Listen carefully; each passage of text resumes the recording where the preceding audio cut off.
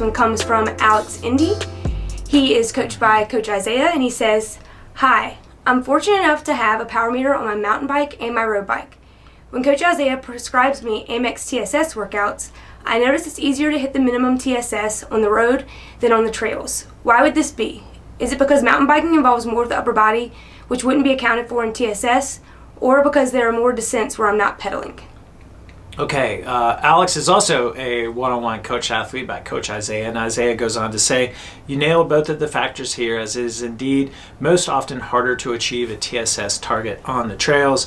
A power meter is not able to account for the full body effect that mountain biking can bring. Technical trails that require more coasting and ratcheting of the cranks as a result result in less power and consequently less accumulating TSS." And Alex, I'll go on to say that when PowerTap introduced the first mountain bike hub power meter back in 2005, we thought TSSs were going to be through the roof just because you go really hard in mountain biking, and we actually found out the contrary. And we were like, WTF, why? So we did a study. We went out and chose a 10-minute climb and did a 10-minute climb at 160 beats per minute with the same rider, one on the road bike and one on the mountain bike. And the mountain bike power at same heart rate came back 20 watts less. And when we analyzed the power, the reason why is because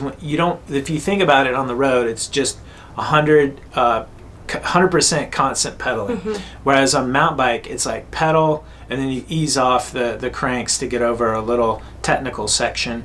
And then what that results is in a lot of time spent not pedaling. And that's what accounted for the 20 watts lower.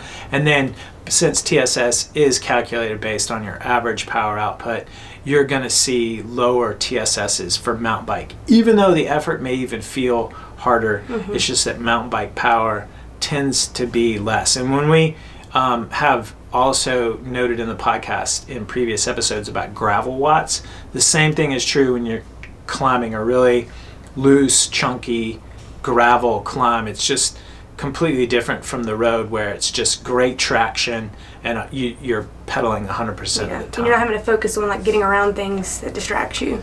Yeah, and then the final part of that about this, Alex, is when we prescribe a lot of tempo and sweet spot and threshold bursts, we're doing so to mimic the power demands of mountain biking. And that's really it. So you pedal a little bit, but then you see these big giant spikes in your power to get over a rock or a log or a just a feature, versus road power can be nice and steady, plateau shaped. It's a good question.